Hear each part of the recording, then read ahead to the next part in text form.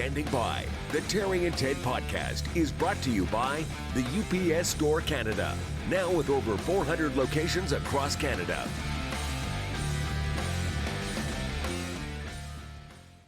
Hey, thanks for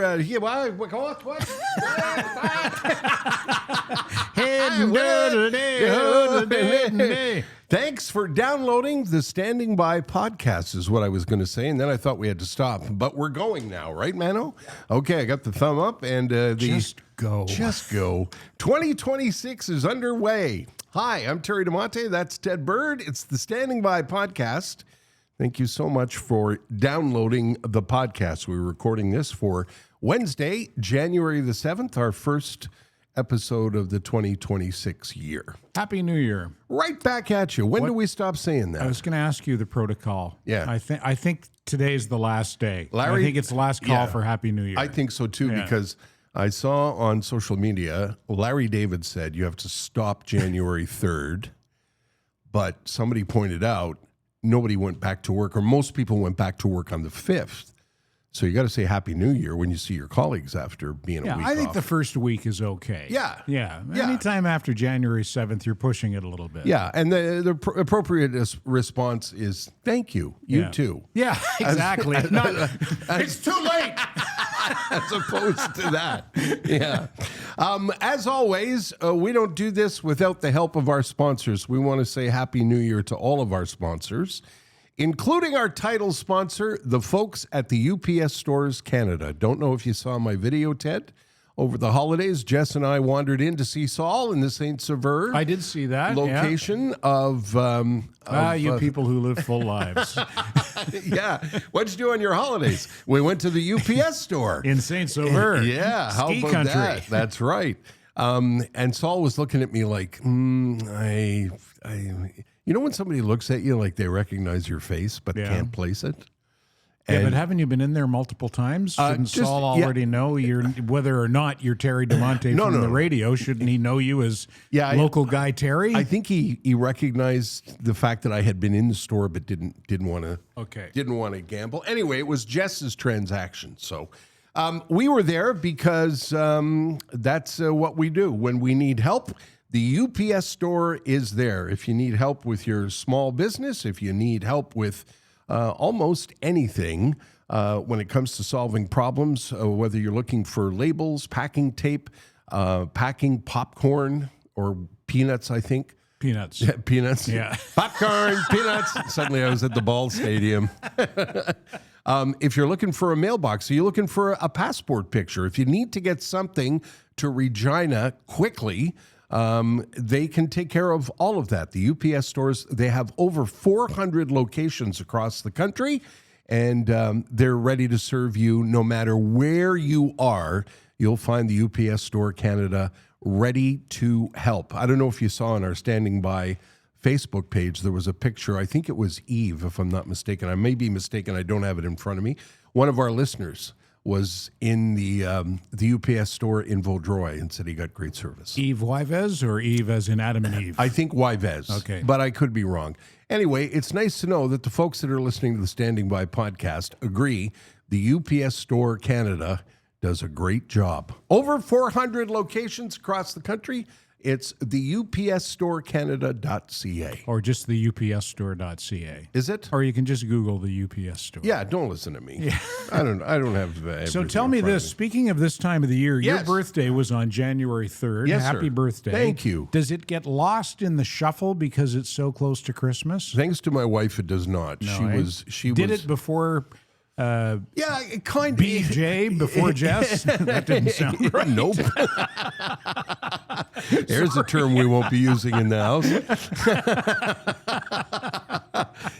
It January 3rd, as I put on my Facebook post, if you saw it. And by the way, if you did extend birthday wishes on Facebook, there were a lot of people that wished me well, and I haven't had a chance to thank everybody, because I think there was over 700 wishes there. Wow. That takes a long time. My Facebook page is public now. Right. And I was quite touched by that. It was very kind of everybody to wish me happy birthday.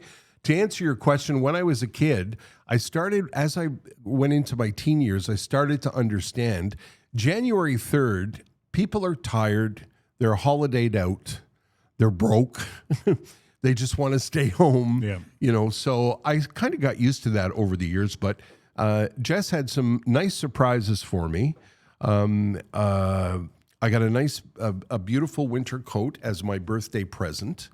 There was a cake that she baked and her family sang for me on January the 1st. That surprised me. Did you get the French version? No, I didn't. I got the English version. Is the French version the same song, just with Bon the Fête? Some people do that, and other people do the C'est à ton tour. Oh, yeah, okay. Some people do that, but I got the English version. And that really surprised me because it was a New Year's Day brunch, and I had no idea there was a cake coming out, and we did that. And then on the day of the actual birthday, we went to see a movie, and we went for Smash Burger. Mm-hmm. And I mentioned in my post that I would give the review of Marty Supreme. I loved that movie for about an hour. And then it was a 2-hour-long movie. Yeah. Exactly. What happened? Yeah. Timothée Chalamet, I think, is going to win an Oscar for his performance. He's stunning in it. He's absolutely stunning in it. It's based on a true story of a ping pong player in New York in the 1950s. I know that sounds absurd. And one of the things that people are talking about in that movie is Kevin O'Leary from Shark Tank, who's never acted before, has a big role in the film as the antagonist in the story. Sam saw the movie and told me that Kevin O'Leary basically plays himself. Pretty much. So he's able to pull it off. Yeah, the director of the film called him and said, "We're looking for an asshole." I'm your man. And that's what he said, apparently. Yeah. Apparently, he enjoys being the asshole. Apparently, I was reading a piece yesterday in Variety magazine, I think, Mark Burnett, who's the man responsible for the American version of Dragon's Den. So Dragon's Den was on CBC in Canada. And Kevin O'Leary was one of the dragons. Right. And Mark Burnett, the producer of Shark Tank, called him and said, "I would like you to be our asshole." Because that's the way casting goes on these reality shows. There's the nice guy, the warm guy, the asshole. Anyway, he said to O'Leary, and O'Leary apparently embraced that and said, "I'm your man. I'd love to. I'd love to be the asshole." And that was, 15, 16 years ago. Right. And he's milked that. Not that he needed to, because he sold his software company to Mattel for over $1 billion. Yeah, he's doing okay. So he's okay. So he was good in the movie? Yeah, I got to give him credit because he'd never acted before, and he had a big part. Yeah. And he was in a lot of scenes with Timothée Chalamet, who I think is one of the great actors in the world now. So without spoiling it, can you say how it lost you after an hour? The story there isn't really much of a story. Is it a true story? Yeah, it's kind of loosely based on a true story of a ping pong player who's an absolute asshole, like a real, just a like a scammer, and he's got no moral compass, and he's just an unlikable character, which Chalamet played beautifully.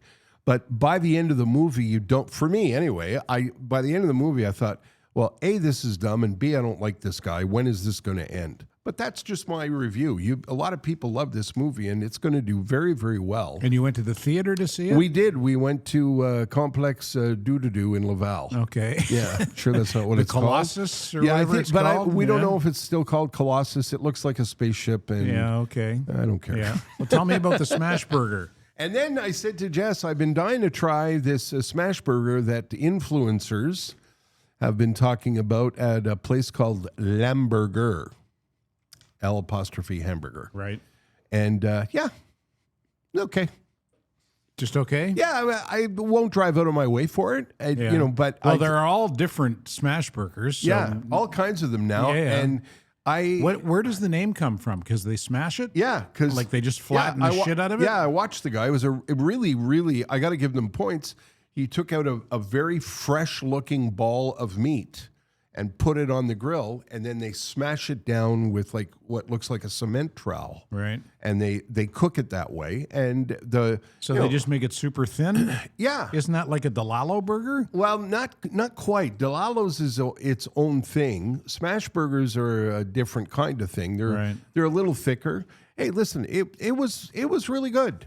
Manos put it up on screen there if you're there watching. You go. On, that's why that's called a smash YouTube. burger. Yeah. Yeah. You know what I like for burger, and it's the only fast food joint that I'll go to now, is Five Guys. Yeah. Yeah. You enjoy Five Guys? Yeah, I like Five Guys because they make the burger right there in front of you. Yes. And it's actual hamburger. Yes. It's not, it's not a, like... It's not industrial garbage. Exactly, yeah. Some sort of a meat byproduct that sits in a drawer for 4 hours until you show up, and then they give it to you in a tiny cardboard box. With disdain. Yeah. With a side order of disdain. Here's your fucking cheeseburger. Get out of here.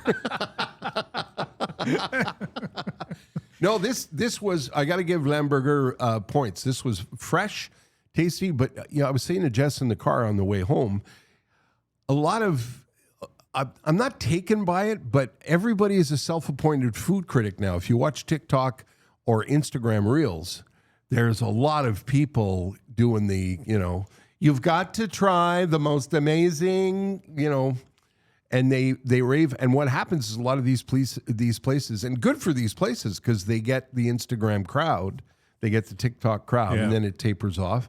And that's why I wanted to go to Lamburger, and it's pretty good. I give them points. It was pretty good. But would I? You know how we used to drive out of our way to? Do you remember Le Paris? Do you remember? Where is it? Was it down the hill from just up the road from UQAM, and it was run by. It was like an old fashioned. It looked like it was in an old dépanneur. French bistro type of affair? No, burger joint. Just a burger joint. Yeah, eh? When we work in the station, me and Esteban and Blair and a gang of us used to go there all the time. It was really, really good. It was run by a lovely couple of women.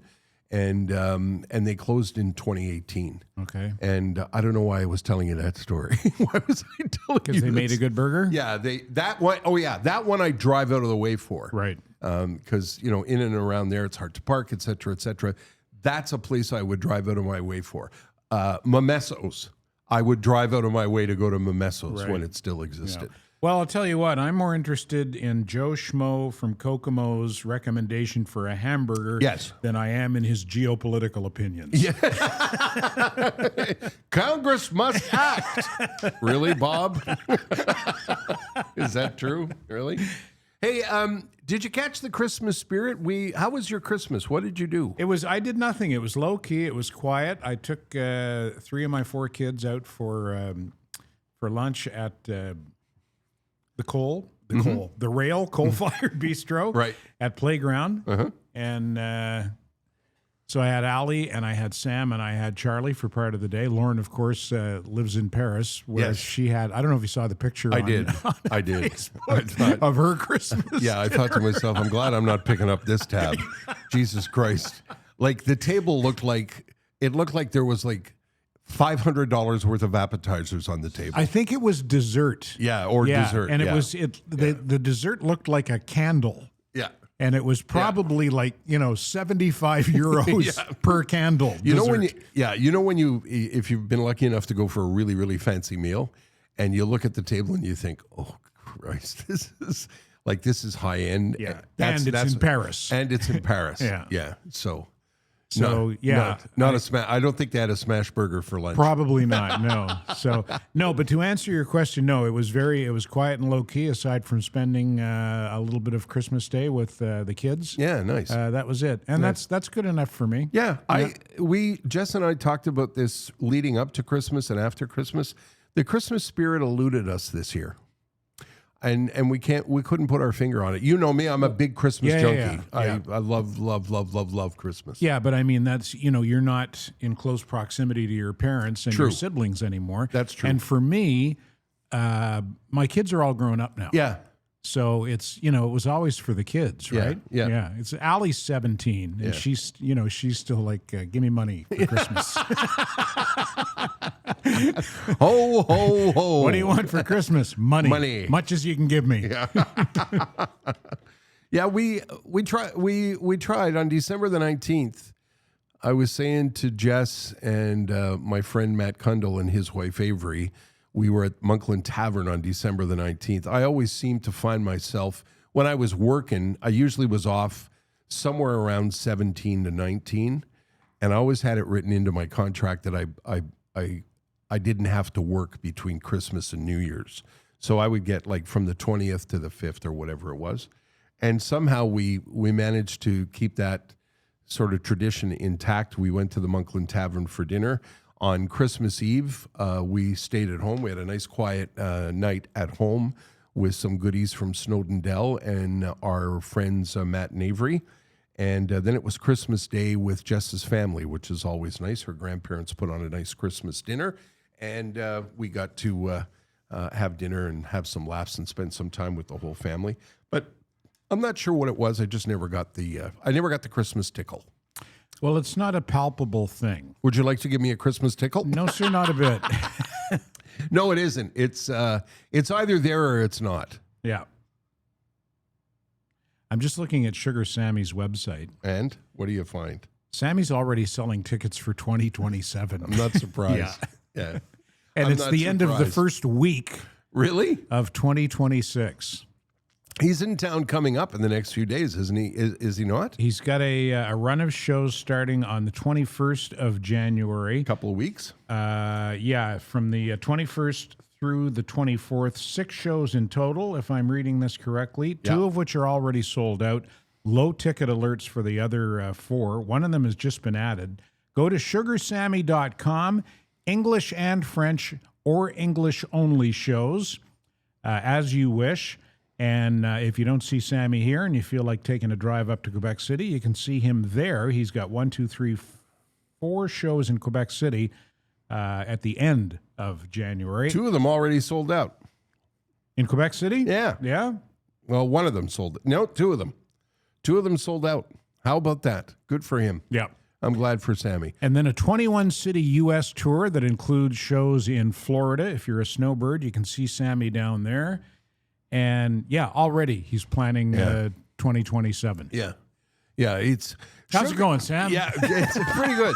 Sugar Sammy, you can't even, I mean, you can call him a local comedian because he is. Well, he's from here. He's from here. But he's an international sensation. He's now an international star, is building a following in England, can't walk the streets in France, and has toured in parts of Asia. And down in the United States, as Ted has been pointing out, you can also see him down there. And if you've never seen him, go see what everybody's talking about. If you go to his website, you can get clips of his crowd work, which is a big highlight of a show when you see him live. And I've seen him a bunch of times. If you've seen him before, go see him again. Yeah. You're not going to see the same show twice, that's for sure. He's constantly updating his material and staying current, as great comics do. And the website is really easy to navigate at sugarsammy.com. Easy to find a show near you and easy to get tickets just like that. Have you been watching Stranger Things? No, never got into it. Yeah, it's on Netflix, right?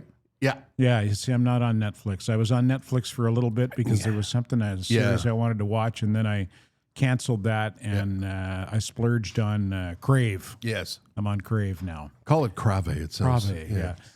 But I know everyone who watches Stranger Things raves about it. Me and Jess were like nuts about it. Jess was like, she did the full deep dive. She was on like websites looking at theories leading up because is it over now? Yeah, it's over now. Okay. Although she told me this morning about something that Netflix is doing, teasing the audience that maybe there's something more coming. But the finale was New Year's Eve. We built our New Year's Eve around the finale. We stayed at home New Year's Eve. Did you? Did you stay at home New Year's Eve? I think I was in bed at like 7:45.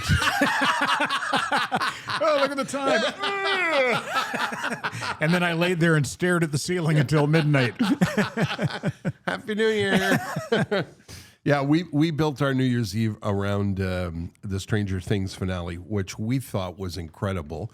I know, the internet does this. The internet creates all kinds of craziness in and around, big events like this. This was a big event. The last time I think there was a show that had this kind of cultural significance was maybe Severance last year.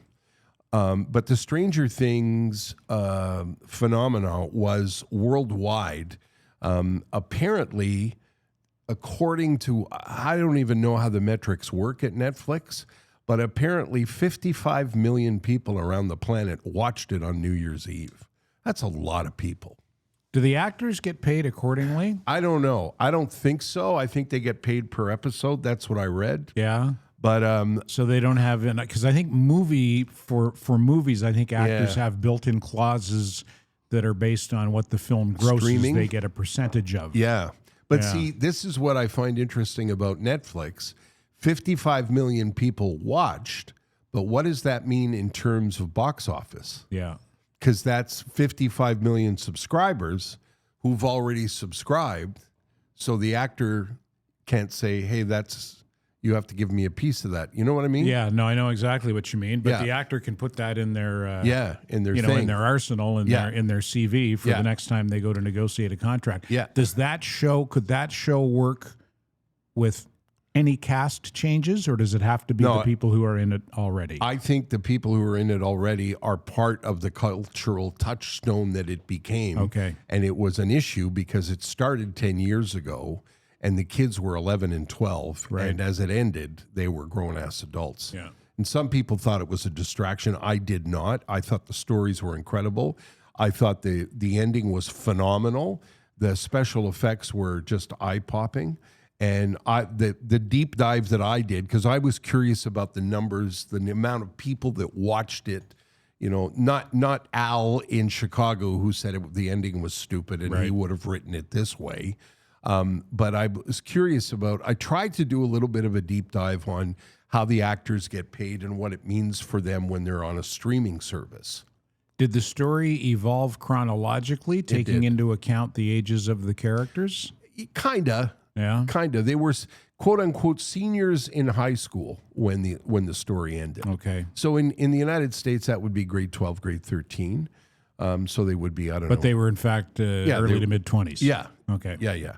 But I had no problem sort of suspending that. Yeah, of course. Yeah. Well, that's part of entertainment. You suspend your belief in reality in order to be entertained. Yeah, and the Duffer Brothers, the guys that wrote it, I just thought they had a lot of. They literally had the whole planet watching and criticizing, and I thought they did an amazing job. I thought it was terrific, and it's still available if you want to dive in. If you've got Netflix and you haven't dove in yet, it's still there for the taking. And as far as the whole financial, how does it work? What do the actors get paid? What's the money? If you're an actor, call Ted and I. We'll set up your next deal. I have no idea what that means. And a Montrealer is at the helm of one of the sensational television programs of the moment. Jacob Tierney. Jacob Tierney's Heated Rivalry. Mm-hmm. The hockey show about two hockey players from Canada and Russia who would fall in love and have a torrid sexual affair. I watched the first 10 minutes and then went... You couldn't... It's not for you? It's not for me. Got you. Nope, but I understand that it's a huge... cultural sensation. It's become an international sensation. There was an article on it in the New York Times this past weekend. Jacob's been interviewed by media from around the world. Yeah, and you and I were saying on the phone the other night, we couldn't be happier for Jacob Tierney, one of the nicest men ever. Kevin Tierney's son. Yeah. Kevin is a Montreal filmmaker of note and has been for decades. Okay. He's sleeping. Oh, no. Yeah. Okay. Well, the late Kevin Tierney's son then. Yes. All right. I was not aware. Yeah, I'm sorry. And now? Well, he's Kevin Tierney's son in any event. He is. Yeah. Yes, he is. Yes. Look at your face. Well, Ixnay on the Evan K. Tierney. Well, I don't mean to make fun. I knew you didn't know that he had passed away, and I don't know if you have these moments where I'm looking at you and I'm thinking to myself, okay, what am I going to say now? And then I question myself and I think, did Kevin Tierney pass away or did I dream that? Mm-hmm. And then I panic. And then we have this whole awkward segment on the podcast. Well, that's fine. Anyway, good for Jacob. Yes. Successful television show. Yeah. I'm going to be interested to see what kind of legs it has. Yes. Just because of the nature of the... Well, it's 2026, Yeah. and and I was reading in that New York Times article. Apparently, women love the show. Yep. Yeah. So, congratulations to you, Jacob. Like we were saying, not that Jacob listens to the podcast, but if you know Jacob, tell him we're thrilled for him. He really is. He's very, very clever. He's a great writer. Heavily involved in Letterkenny and Shoresy. Yeah. Crucial to the success of both of those shows. Yeah, really did has done some great things, and no one deserves success more than Jacob. His dad would be very, very proud of him. We wanted to talk about Lane Hudson and Demidov being at the rink. That was so at the cool. outdoor rink over the holidays. I don't know if you know this story. Tell this story, Ted. Well, Lane Hudson and Ivan Demidov of the Montreal Canadiens showed up Christmas Day at one of the outdoor rinks that I believe the Canadiens organization built in NDG. And I thought right away, okay, well, it's sort of a PR stunt. The Habs told them, you got to go out on Christmas Day and skate around. No, it was Hudson's idea. Yeah. Hudson said, I'm going to the ODR. I'm going to call Ivan and get him to come over too. Yeah. So can you imagine? You're a 12-year-old kid in NDG. You just got new skates or a new stick for Christmas. Yep. I'm going to head over to the ODR. And you get there, and two Montreal Canadiens are there, Lane Hudson and Ivan Demidov. And they played, as I understand it, keep away. Is that right? It was Hudson and Demidov versus about 60 kids. And I don't think the kids ever touched the puck. No, but I don't think they cared. No. Hey? No. Yeah. I was thinking about it, and I thought to myself, that would be like me being at Brook Park in Pierrefonds and Larry Robinson appeared. That's the same kind of buzz. And it's one of the things that makes this the greatest hockey city in the world. When did we start with the ODR, by the way? Is that or outdoor rink? Yeah. I first heard that from my son Sam. Okay. When he was a teenager. Where are you going? Going to the ODR. Okay. Yeah. You're going to the Dominican Republic? Good for you. Only the outer part, though. The ODR. We're going to the old DR. You're going to lie on the beach. Okay, Grandpa. Yeah, that was that. I thought that was a hell of a story, and I saw your tweet about. Tell me this isn't the greatest hockey city in the world. And although it our is. friend Marty Forbes in Edmonton disagreed. He said we're the second greatest hockey city in the world. Edmonton's the greatest. We love you, Marty, but Well, apparently McDavid and somebody showed up at one of the outdoor rinks there. Listen, they had their run in the 80s, City of Champions, and yada. But they haven't been around since the 1900s, the early 1900s. No, and the Oilers that's a stretch. And the Oilers don't have the history that the Montreal Canadiens do. Marty's an Edmontonian, so he's going to stick up for his city. As well he should. Sorry, Marty, no points there. So speaking of hockey, what did you think? I didn't watch any of the hockey that everybody's whining juniors? about. Yeah, I watched very little of it. I don't get too fired up for the World Juniors, and I also find that there's an element of hubris, Canadian hubris, that's crept into our hockey culture that I don't like. Yeah. And it's primarily with the fans and the media, but it spilled over onto the ice this year. The players were a little bit full of themselves. Yeah, and they got their lunch handed to them as a result. Did you see them they won the bronze medal game? I think they beat Finland for the bronze medal. And it's sort of like taking your sister to the prom. It's not. Excuse me. It's just it's not that gratifying. Yeah, I was reading about it a lot in this last week or so, and there's tons of theories online. Of course, everybody's a general manager. Everybody knows everything about everything. If you look at Facebook or Twitter, but some people have spoken. People who have kids have spoken about how the culture of hockey has changed. Yeah. How kids are being recognized or chased for what there is their perceived talent at the ages of 9 and 10 years old. And in some cases, some parents are even moving cities to get their kids on a particular team. Some of the teams are privately, you have to pay to play for some of these teams. Some cities have a lot of academies. I think there are academies here in Montreal called Sport Etudes, where you go to class in the morning and you spend the rest of the day playing hockey. Yeah, John Rennie has a Sport Etudes in Point Claire. And, it was Gretzky and Bobby Orr and a lot of other people who've said, what you need to do is do what the kids were doing on the rink with Hudson and Demidov. Yeah. That's the way you get to become a better hockey player. And when hockey becomes an obsession and a year-round event or year-round pastime, it's not a pastime anymore. And a lot of people are saying, and I kind of buy into this a little bit, when you start telling a 12-year-old that they're the greatest thing since sliced bread through their 13, 14, 15, 16, 17, and you just keep telling them how great they are, by the time they're 17 or 18, they pretty much think they are the best thing that ever happened. Yeah, and then if they don't make it, what happens? Yeah, you've destroyed their very reason for being in their own mind, right? They've just taken a lot of the fun and a lot of the affordability out of hockey. Yeah, affordability is the other thing that I read about a lot. It's very crazy expensive to play hockey. Yeah. And you and I talked about this on the phone the other night. Jess and I love watching the NFL, and it burns my ass to watch. Your team is down 41-2, and you get a first down, and you jump up like you've won the Super Bowl, and bang your chest and point. And I don't know. There were a lot of players in our era that would run into the end zone and drop the ball.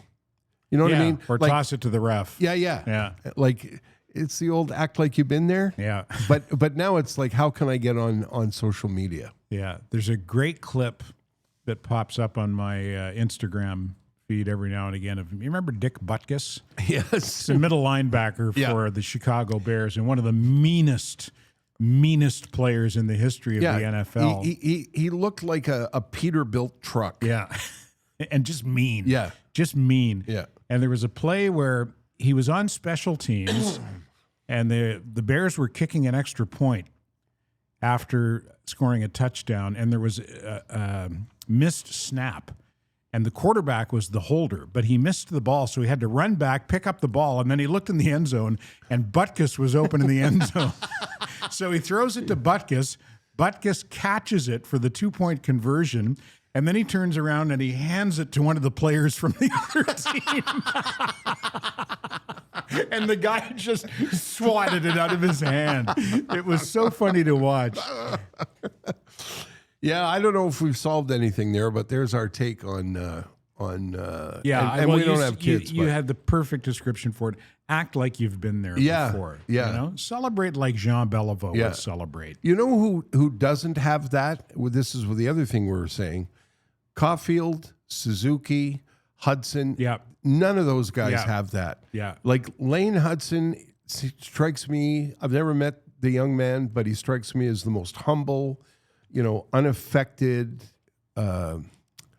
hockey player. Like he's got a little bit of old school in him, I think. He's got a lot of old school. Yeah. And funny you mentioned that. I was listening to Tony Marinaro's podcast on the way here, and Tony and Eric Engels from Sportsnet were talking about Lane Hudson. Yeah. And Eric Engels, who's around the team every day, travels with the team, says Lane Hudson's got a work ethic like you've never seen in your life. Not surprised. And apparently Lafleur was like that. Somebody told a great story about playing in their first NHL game, and this was later in Lafleur's career. He might even have been with the Nordiques at this point. It might have been Wendell Clark. No. Anyway, the player said they show up in the dressing room 3 hours before the game. Guy Lafleur's there, and he's already in all of his gear, skates and everything. Yeah, ready to go. Yeah. 3 hours before the game. Yeah. Wow. And apparently Lane Hudson has that kind of work ethic. Yeah, I'm not surprised. I watched him score the winner against Dallas just a couple of days ago. And one of the things that strikes me is he doesn't have that over-the-top goal celebration. He doesn't, he doesn't freak out. He doesn't bang on the glass. He just has a big shit-eating grin on his face. Yeah. And acts like he's done it before. Yeah. And I have so much respect for that. Yeah. He plays the game like Bobby Orr. Yeah. I'm not saying that he's Bobby Orr because there was only and only ever will be one Bobby Orr, but Hudson has that ability to control the tempo of the game single-handedly. He's so good with the puck that he can speed up the tempo of the game or slow down the tempo of the game on his own, on a rink with how many other guys are out there? Yeah. 11 other guys, including the goalies. Yeah. 7 carry the team. That's what I was doing in my head. There's You got the goalie, 2 defensemen, 3 forwards, times 2. Well, that's the way he scored his winner against Dallas. That was in the 3-on-3 overtime. Yeah. I love that 3-on-3 overtime. I just love that. He went from the left side of the rink behind the net and around the right side of the rink. Yeah. It was really, really something. Yeah. But by the way, were you watching that game on TV? I was. Is that a new thing? Just one guy calling the game? Is that a cost-cutting thing? Or did somebody get sick? Why? Was it only Pierre? No. I was watching in English. Oh, I never watch in English anymore. And I don't either. Never watch in English anymore. I didn't even know the Canadians were playing, I'll be honest with you. We were watching football, and I was dial flipping, and I flipped onto TSN, and I hung with it because it was towards the end of the game.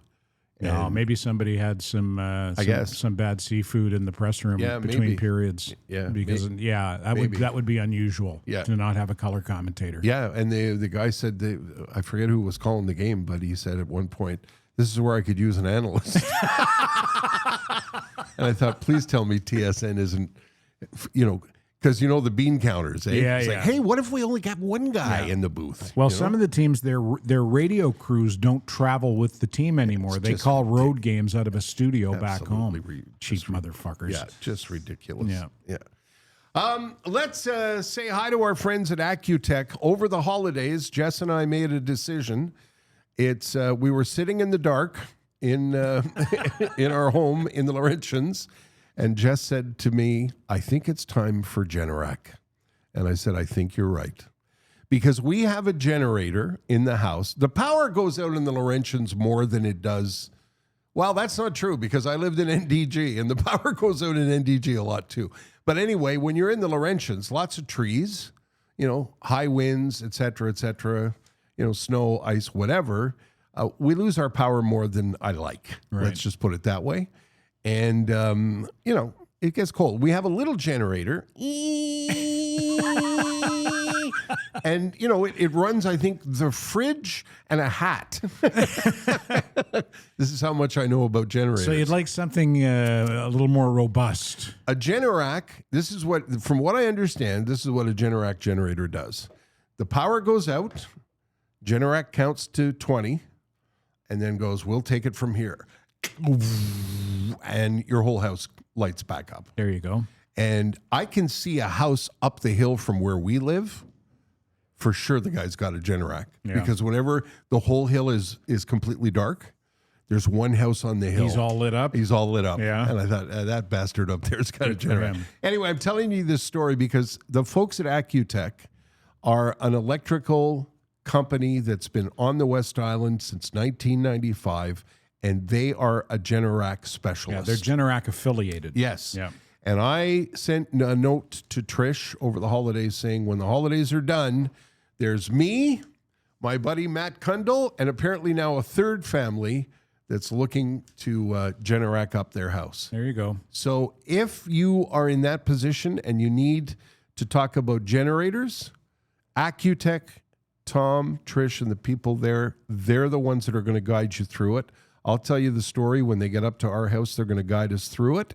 And not just that, but if you need anything electrical, like when we were looking closely at our panel, our fuse box, apparently it's upside down.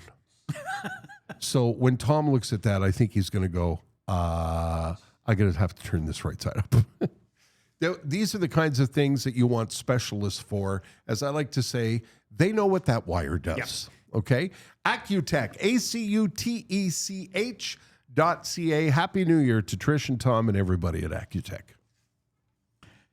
That story reminded me of now if your power goes out, you go on the Hydro-Quebec app and it tells you, it's there are like 4 stages, problem identified, crew dispatched, estimated time of restoration. Yeah. We never used to be able to do that. No, right? you called CJAD. Yeah, exactly. Yeah. My power's out. Yeah. Or if you worked at CJAD or in any newsroom, we would call Hydro. Yeah. And Hydro spokesman back in the late 80s, early 90s, and maybe even up into the during the ice storm was a guy named Steve Flanagan. And when I hear the name Steve Flanagan, I think, Steve Flanagan, not this Steve Flanagan. No. This Steve Flanagan was one of those Quebecers with a very Irish name who talk like that. I think there's a fire department spokesman in that same kind of category. Like, oh, yeah? Yeah, like Billy Fitzsimmons or something. After the fire, it's past.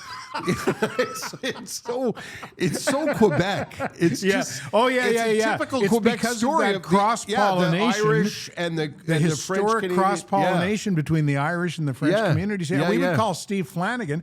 Power out to a significant portion of NDG at this hour. Here's Hydro spokesman Steve Flanagan. The power, she not gonna pass for, I don't know, 2 hour, maybe 3. Bonne chance to know. Hydro spokesman Steve Flanagan.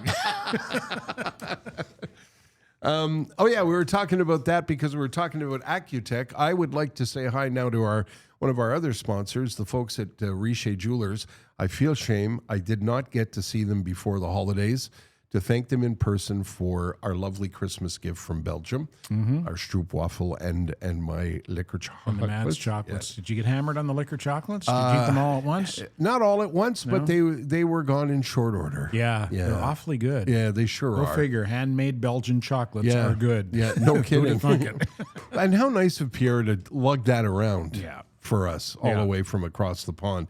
The folks at Richer Jewelers have a wonderful family-run business that's on Dorval Avenue that isn't too big. It's just the right size with lovely people inside running it. Not too big, not too small, just the size of a cannonball. Yep. You remember that from when you were a kid? What was that anyway? It was not too big, not too small, just the size of Montreal? Montreal. Yeah? Yeah. I don't know why. What was not too big and not too small? It depends on what. Fatty 2x4 couldn't get through the bathroom. No, that was a different one. But we digress. We do. Robert Richer Jewelers. Yes. I've always told this story before about how I used to be intimidated by things like jewelry stores and never thought I belonged in jewelry stores because I never had any money. And it always intimidated me to go into these places. Having said that, that doesn't happen. You get welcomed with open arms and candy when you I don't have any money, and they let me in. Yeah, and they're glad to talk to you about gifts that are small and inexpensive, and gifts that are wildly expensive and once-in-a-lifetime purchases. Yep. They do everything in there. Yep, and you will get bang for your buck. If you're making that big purchase, you will get bang for your buck. You sure will. Yeah, you're not going to get shortchanged. Yeah, they are on the Dorval Avenue. Like I said, really easy to access off the 20. Drive like you're going to the Bay, but the Bay isn't there anymore, so don't do that. And on Dorval Avenue, they're just across from the Heath de Poo.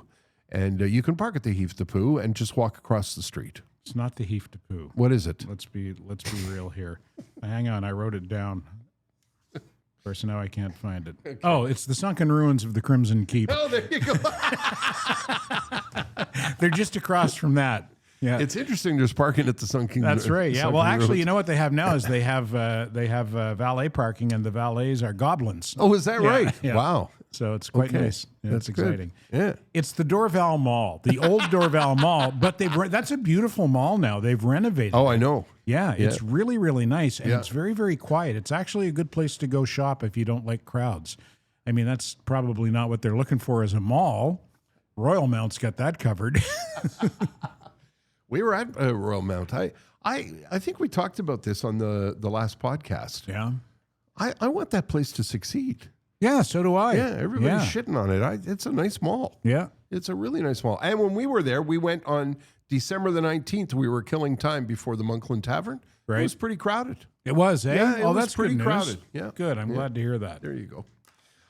Okay, so did we gave the address of the RobertRicher.ca, 309 Dorval Avenue in Dorval, across the street from the sunken ruins of the Crimson Keep. We're kind of rusty a little bit, eh? That's fine. That's okay. Yeah. That's what a podcast is for. Yep.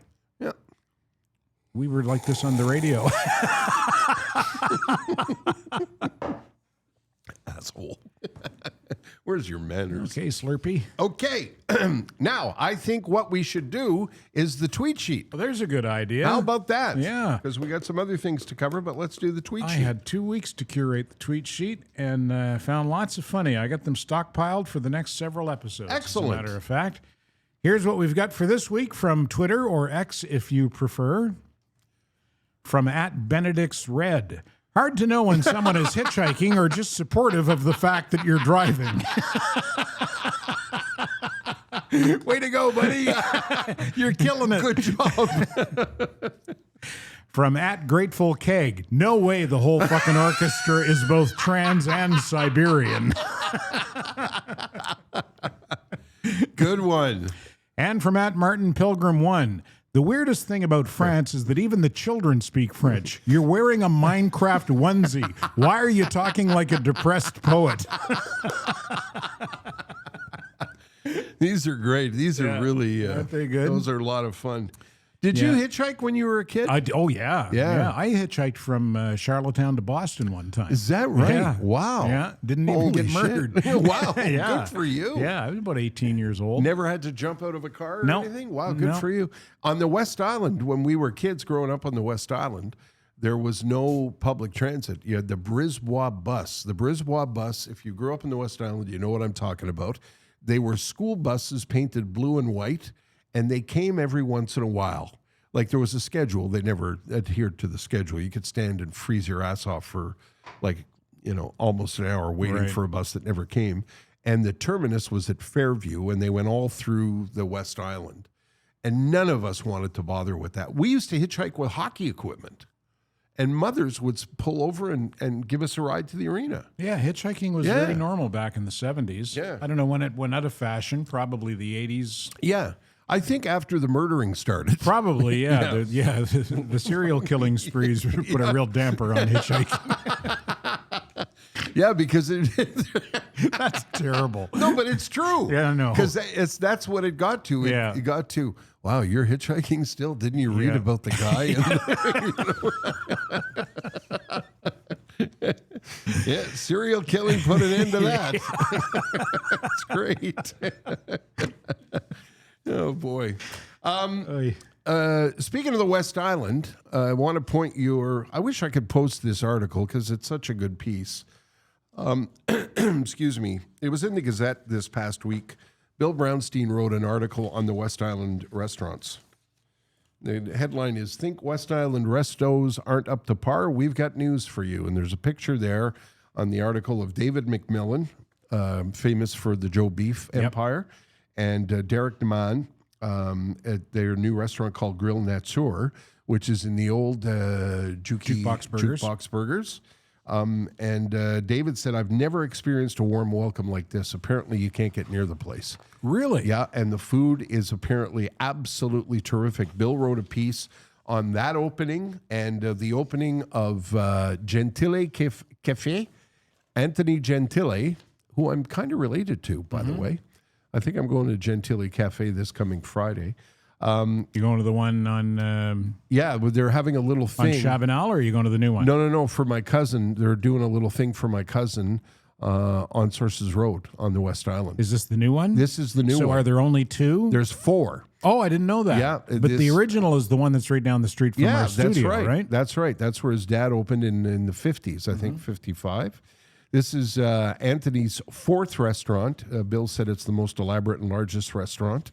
And Anthony Gentile grew up on the West Island, like David McMillan, and said that they were very excited about opening. David McMillan said he used to skateboard in that parking lot, and now he's got the new restaurant there, and apparently it's a home run. And the other one, like Sources in Salaberry, up around there. yeah, up in where Jukebox. Yeah, but I'm trying to remember where that was. Was that part of Marché Marché de l'Ouest? There you go. Yeah. Lots of parking, as David pointed out. Yes. And the other one that I keep reading about, and Jess and I said we got to get there, and you got to get there because it's in your neighborhood, is Lou's in the Pointe Claire Village. Apparently, they make one of the best hamburgers in Montreal. It's been open for a while. The owner is named Peter Mant. He's another West Islander, and he already owns 6 restaurants. Lou's in Pointe Claire is on Lakeshore Road, and apparently is packing them in and does an amazing job. And Bill wrote this article in the Gazette that I would like to post on Facebook. And I know there's tricks that you can do, and maybe I'll do it later. But if you go to the Gazette website, you'll find the article by Bill. If you live on the West Island, I think you'll be pleased to read it. And if you're living out of town and you haven't been home for a while, these are restaurants you can target in the summer and go see them because they're all new and apparently very exciting. There you go.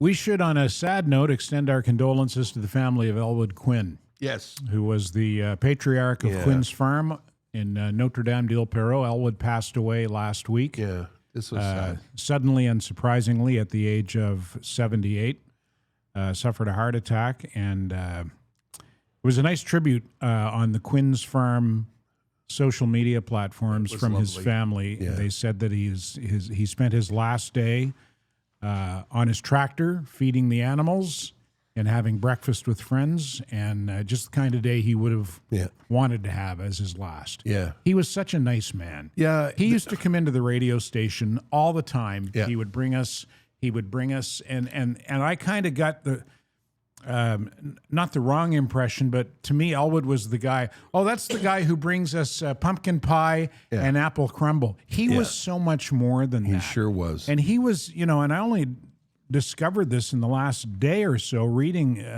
about his life.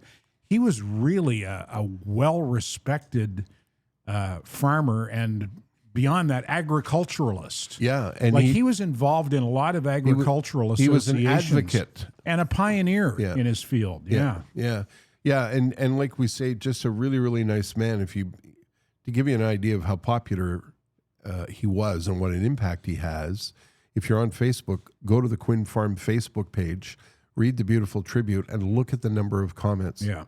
Like that. I know that's a very 21st century thing to say, but it's a good measure. Yeah, so many people wanted to pay tribute to him. Yeah. That gives you an idea of the impact that he left. And Ted is right. When Ted and I were working in morning radio, it was usually in the fall and the spring that he would come in with fall goodies, baskets of apples, apple crumble, pumpkin pie, wares that they sold and still do at Quinn Farm.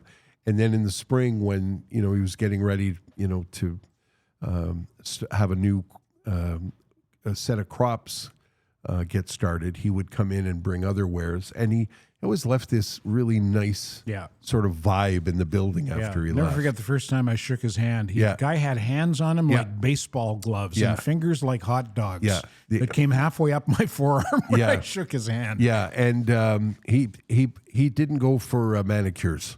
Like his, you know what I mean? He had a working man's hand. You know when you shake someone's hand. Yeah. And there's my least favorite thing in the world is the fish shake, and the fish handshake usually comes with like, I've been moisturizing. Yeah. That was not Elwood. That was not Elwood. No. It was a firm handshake with a rough, calloused working man's hand. Yeah, exactly. Yeah. Anyway, our condolences to the Quinn family on that sad, sad loss. I saw this piece in The Main. I thought I would run this by you. I thought this was interesting. The Main is a magazine online that I subscribed to just before Christmas. It's such a great Montreal bellwether indicator. I'm not sure what you want to call it. It's an online magazine. They do arts and culture. They do design, food and drink. They have a newsletter, and it's all Montreal all the time. And a guy named Mike Shar wrote an article that said, "Forget poutine and bagels Anyone looking for a real taste of Montreal needs to eat the chicken. And Mike's article posited that tourists and Montrealers brag about smoked meat and poutine and steamies, but he says the real indicator, the real marker of neighborhoods and where you grew up is rotisserie chicken. Mm-hmm. Chicken. And I'd never thought about this before, but he said rotisserie chicken has been feeding this city in many ways many of us gloss over. It's what families pick up after work, what friends pick at together on moving day, and what dinner tables across boroughs have in common, no matter what language is spoken at home. It's a no-fuss, low-maintenance meal, the kind you can eat in your work clothes after hockey practice, straight out of the takeout container, and one that is cross-cultural in nature. And I'd never thought about this before, and I think he's got a great point. And what are the main brands? The first two that come to mind for me are Chalet Barbecue. There you go. And Côte Saint Luc. There you go. Those are the first two mentioned in the article. Oh, are they? Yeah. Well, there's also St. Hubert, which is more of a chain thing, which Yeah. Chalet and Côte Saint Luc are not. Yeah. There's another one that my kids are big on. Benny & Co.? Yes. I love Benny & Co. I don't even know what that is. Yeah. I wouldn't even know where to find that. If you're going to have chicken and you want it, you need chicken in a hurry, or you're going to one of the franchise places, Benny & Co. How new is that? Well, I don't know, but I think it's been around a while, but we much prefer it to St. Hubert's. And this is the kind of thing that elicits these kind of debates. A lot of people will say, no, St. Hubert's sauce is much better. But I find the chicken drier and the fries shit at St. Hubert. Benny & Co. Is just, we find it so much better.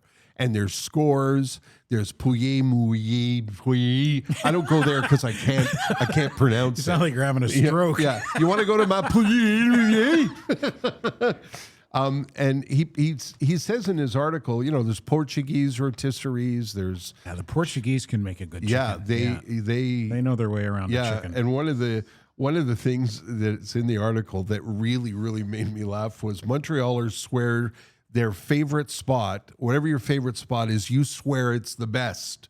At Chalet Barbecue, he says the sauce is pure nostalgia, remaining unchanged since the 1940s. And don't pretend you haven't downed it straight from the container. Everyone has. Anyway, I thought that was interesting because as a Montrealer, when you're talking about Montreal, you say, Snowdendale's got the best smoked meat, and other people say, oh, no, Den's, Luster's, what hot dogs are, everybody has their favorites, but it's DeCarry hot dog, or, up north for us, it's and we never talk about the chicken, but I think the chicken is a bigger marker. Well, it's just one more. It's one more element to a diverse culinary scene. That's all. It's a culinary dialect that only Montreal could invent. It says. I had. It's a good piece in the main, by the way. I had hamburger steak at B&M over the holidays. Yes, Simon Dingley came to town. And you took him to B&M. I took him to B&M. Yeah, we had the hamburger steak, best hamburger steak I've ever had. I'm not even a hamburger steak guy. It's the sauce. Is that what it is? I think so. Yeah. I think it depends when you have hamburger steak. If the sauce is on point, isn't that what Chicken Charlie used to say? Yeah, it's the sauce. No, he was. It's the food. We asked him about the lineup. He said it's the food. Whatever happened to them? They were a chicken place. Yep, we were talking about them. Yeah, I think when you're having a hamburger steak, it's all about. To me, it's like poutine. When you're having poutine, it's all about the sauce. Some people say it's the cheese. Like my wife loves the cheese part. But if the sauce ain't right, the poutine is shit. I think. That's just me. Yeah. What can I tell you? So Simon, who was a reporter in Montreal for many years for CJAD and CFCF, and then moved to Toronto and finished his career at CBC. Simon and his wife, Jeannie Lee, who was a prominent CBC broadcaster, they're retired now, and they travel the world. Do they ever? Yeah. They just came back from 9 weeks in Asia. Shpakapab. No. I couldn't be away for 9. I admired it. I loved following along on social media. Yeah. But I could not be away for 9 weeks. Yeah. I don't think so. You? Did you go I'd away? give it a shot. Yeah? Okay. Yeah, I could give it a shot. I mean, you have to do it right. Yeah. And they did it right. Yes. You know, they didn't go on a shoestring budget. They saved up their money and they did it right. The one thing that they did that Simon says he probably wouldn't do again is they took a ship to get there. They sailed, cruise ship, from Los Angeles to Japan, and it took 18 days. Cripes, they may as well have sailed. Jesus. Are we there? Are we almost there? 10 more days. Hey, knocking on the captain's door. Are we there yet? Are we almost there? It was supposed to take 16, Yeah. but there was bad weather in Japan, and they had to wait 2 days. They had to more or less just wait off the coast for 2 days for the weather to settle down to get into port. And he said he was ready to get off by... Jump in and swim to shore. Yeah. Wow. But what an amazing trip, because I think they did not just Japan. Japan and Korea. Yeah. He went to the border. Did he? Yeah, between North and South Korea. Did he wave? And I think he Wave waved. and mock. Yeah, but he said it was really like the security is like. And Simon was a reporter who covered like some of the biggest events of the last 40 years, and he said he's never seen security like that, where do what we tell you or you might get shot. Yeah. So you don't jump up and yell, "Commie bastards." No. Wow. But it was fascinating to listen to his stories. And so they do 9 weeks in Asia, and they get back home to Toronto, and then boom, they're in Montreal for a week. That's what I didn't understand. Yeah. Well, she's got family here. She's from here. Yeah, Jeannie's from here. Because when I saw they were in Montreal, I thought to myself, did they like fly back to Montreal and continue the trip? I would have gone. No, I think they flew back to Toronto and then stayed. Let's go again. Reacclimated to Toronto, and then boom, they're in Montreal. Yeah, and Simon lived here for many years, probably 10 or 15 years. Anyway, well, this is where they met, and he did the tourist thing.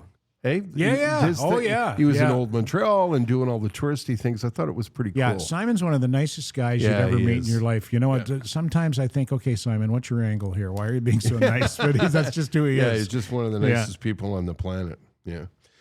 Let's say hi and thanks once again to our friends at Merson's. I hope they had a nice rest over the holidays. I think they probably did. They earned it, that's for sure. Yeah, they sure as they did. do every fall and spring. I don't think, I shouldn't say, if you had to drive away on holidays and there was something wrong with your car, there were probably people in at the Merson's trying to get things they don't fixed. shut it down over the holidays. No more than any other business does. They don't.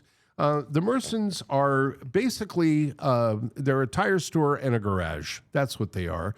But more than that, they're a family.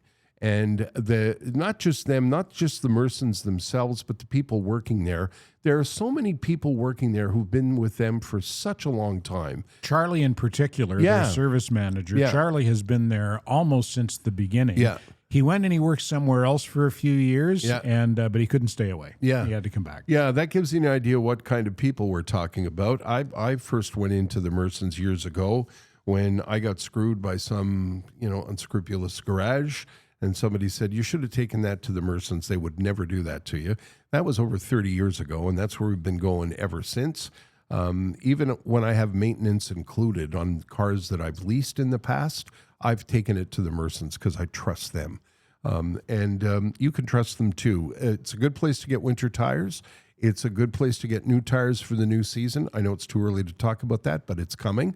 And when it gets time to tune up the old shit box or the new shit box, and you've got something wrong, you've got something pinging or dinging or something you're not sure of, you hear a scraping noise, you're wondering about your brakes, take it to Merson's. They will tell you and they will be honest with you. And what's the expression? An ounce of prevention is worth a pound of cure? Yes. During the month of January, take it in to get an oil change, and you get a special on an inspection as well. I don't know the exact details because I forgot to look it up and write it down. Yep. But I know that during January, they've got a promotion on oil changes and inspection. And this time of the year is a good time of the year, a better time than most to get your car inspected. Because you don't want it to break down when it's minus 20. You know what? I thought that this morning because I got a lot of driving to do today, and I made sure I had gloves. I made sure there's boots in the car, my winter jacket's in the car, And I got halfway down the highway, and my little windshield washer light came on. And I thought, oh, shit, I didn't think about that. Anyway, the Mersons are at the corner of, just past the corner of St. Jacques and Cavendish. And you can reach them on the phone. Someone answers the phone, 487-5545, a number that I will never forget. Merson for your car.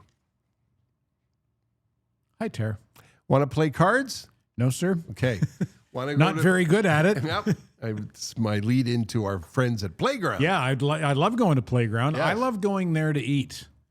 They've got 3 terrific restaurants at Playground. Were just there over the holidays. I was there over the holidays. I was there for Christmas breakfast with Sam and Allie and Charlie, and we wanted to go in and walk around. Sam has never been in the in the gaming part. Yep. But we couldn't go in because Allie's not old enough yet. Okay. She's going to be 18 in February, and that's going to be her birthday present from me. I'm taking her to the steakhouse at Playground, and then we're going to go and bet all my money on one spin of the roulette wheel. Wow. And see how that works out. Okay. Yeah.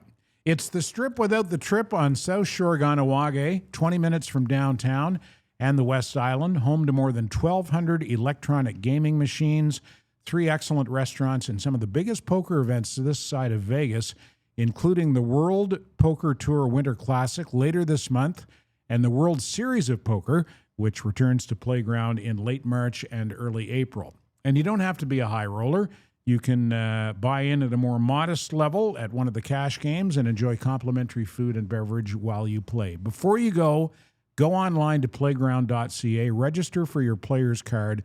It's quick and easy and free, and you pick it up at customer service, and then you're off to the races. The player's card gives you access to everything Playground has to offer, from restaurant promotions to player perks and rewards. It's a spot like no other. Take the online tour at playground.ca. You'll see what I'm talking about. All right, let's talk about some of the things that I wanted to, that I watched over the holidays. One of them was by your recommendation, Ted. I thought I would mention, every episode I talk about stuff that I'm watching with Jess at home. And sometimes people recommend, they send us notes and recommend stuff that we should watch, which we appreciate, by the way.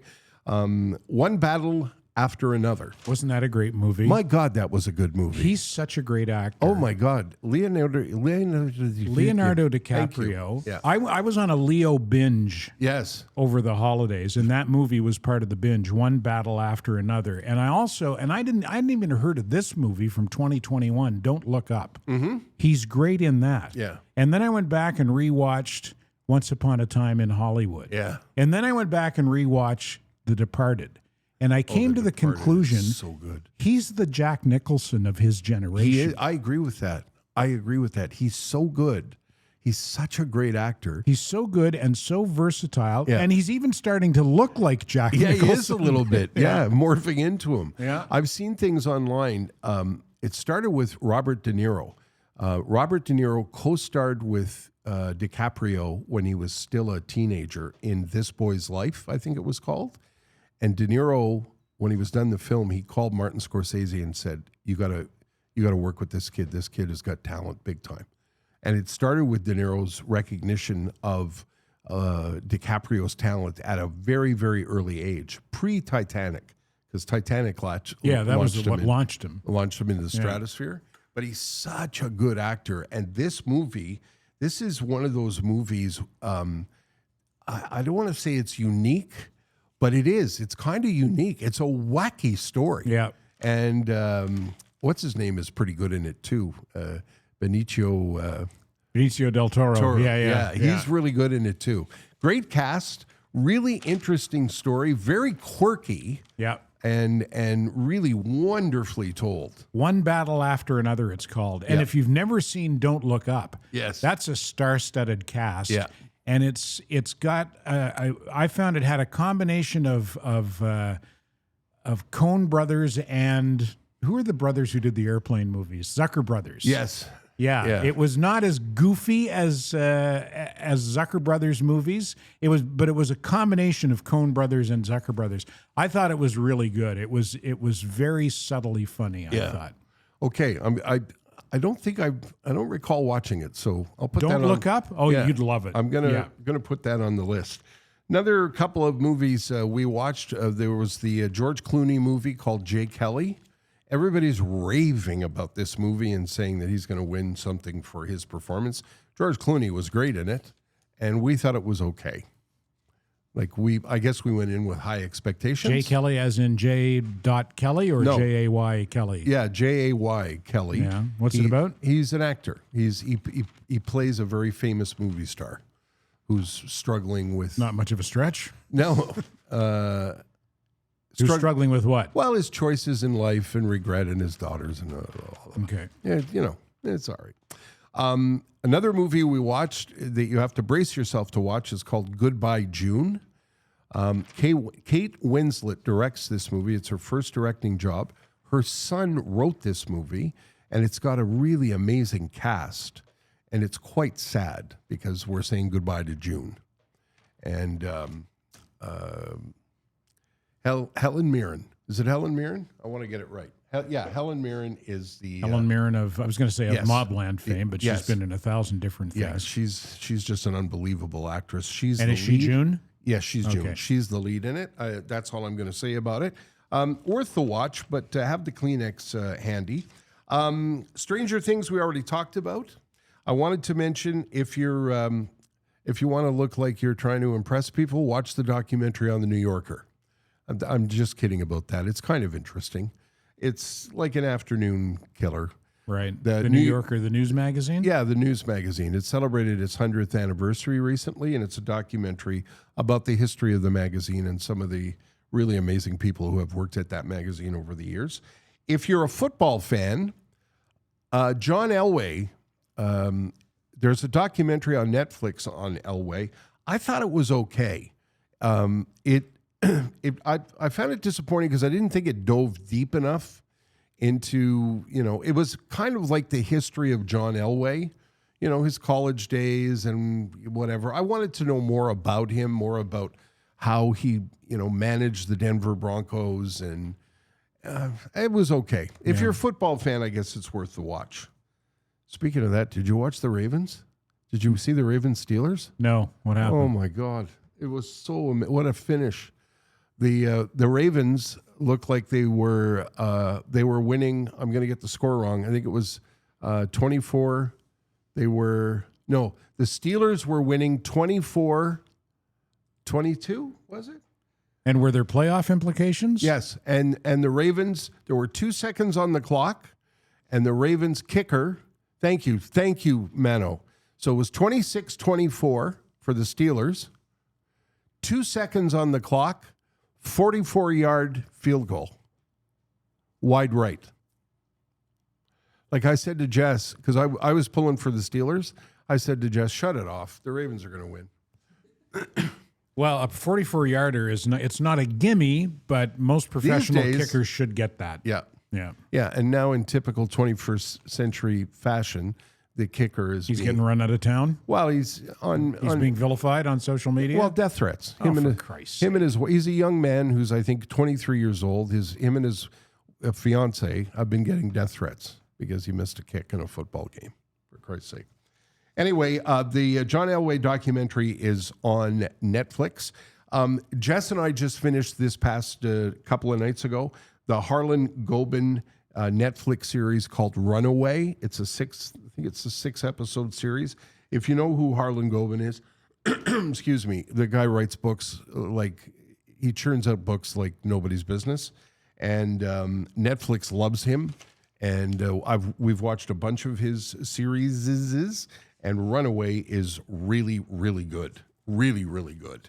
I thought the ending was stupid, but that's another story. Okay. It's really good right up until the end. Well, the ending is like, oh, really? Okay. But it's got all kinds of twists and turns. It's really a lot of fun. And the last documentary I'm going to mention, we watched it last night, called I'm Chevy Chase and You're Not. CNN Films did a documentary. You can find it on demand. And it's a 2-hour story about Chevy Chase. And the narrative is Chevy Chase is an asshole. But when Jess and I were finished watching it, we disagree. We think Chevy Chase has been vilified. You think he's misunderstood? Yep, Yeah? I do. Really, yeah, eh? Yeah, I do. I think a lot of people who were, he's nuts. You know, he's one of those high end. You and I have met 1,000 comedians, high maintenance, and you know what the comedians are like in the dressing room. Yeah, a lot of them are nuts, dark, yeah, sad, crazy, angry assholes. It's part of what makes them good comedians. Yeah, they tap into that, and they kind of mentioned that in the documentary. But if you're a Saturday Night Live fan and you're a fan of Christmas Vacation or Caddyshack, or I mean, these are Fletch. Fletch is one of our favorites. There's a clip in Fletch that Ted sends to me once every 5 years, and it puts us on the floor every time. Yeah, he's playing an aircraft mechanic, or he's undercover as an aircraft mechanic, and he puts his bare arm on a hot engine. Fellas, it's easy. You just, hey! I know you got to see it to understand what we're talking about. And I think that's it for our recommendations for this week. I want to thank Matt Kundle for having me on his podcast. A very Terry Christmas. Yeah, I did a 10-year tradition now, eh? Yeah, we did the 10th one this year. That's out and about if you'd like to listen to that. And by the way, I'd like to thank everybody for downloading. I didn't tell you this, Ted, but our Christmas special, another 200 or 300 people watched it this year. Really? Yeah, I was watching the numbers go up and up, and people are going back to the Christmas special. This was a special that we put together 4 years ago, and when I say we, I mean my wife, Jess, because I said to her, sweetheart, do you remember how this came together? She said, yeah, I put it together. Because it's in different segments. She works and she slaves, and what thanks does she get? Because there's Christmas music, there's Paul Reed, there's PJ Stock, there's Peter Mansbridge, there's your mom, there's my mom, there's Jan Arden, there's Chris de Berg playing music and talking to us from his home in Ireland. And I said, how did all those segments come together? She's like, I put them together. Yes. It's if you type in Terry and Ted Christmas podcast, it comes up. Thanks for downloading it. I really appreciate that. That's nice that people go back to that every year. And I guess that wraps up another edition of the Standing By podcast, I think. What else do we need to tell people? There's some housekeeping, right? Yes. Do your homework. Let me get I have my sheet right here. There you go. Okay. We didn't do that. You're in trouble now. Keep sponsor ads under a minute. We did not do that this week. That's never going to happen. Mention the website, terryandtedpodcast.com. Go there. You can email us there. You can send us a note. And you can subscribe to our YouTube channel, please which is very helpful for us. Please do that. If you please. We would love that. It's very helpful to us. And as you may have noticed, if you sent us a note, we answer them. We answer most of them. We have a couple of people who are big fans who've sent numbers of emails, and I don't always get around to the third and fourth email.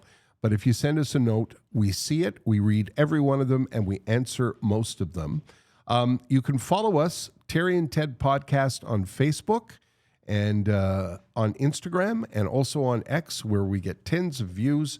And you can leave a review for us on Apple Podcasts or Spotify. If you leave a review, apparently it helps others discover the podcast. So that would be very kind of you. Thank you for doing that. Even if you say we suck? Yeah. Apparently. All right. So we'll take whatever we can get. Yeah, we talk good about us, talk bad about us, just talk about us. We're trying to grow the podcast, and it's coming along nicely. Yeah. So we appreciate that. Thank you for downloading this episode. Don't forget, there's a new episode every week. We'll be back again with another one next week, next Wednesday. My thanks to our producer, Mano. My thanks to our executive producer, Jessica Dion. My thanks to the lovely Ted Bird. Well, flatterer. Have I forgotten anything? I don't think so. All right, bye-bye. Standing By, the Terry and Ted podcast is hosted by Terry DeMonte and Ted Bird and is brought to you by the UPS Store Canada. The executive producer of Standing By is Jessica Dion.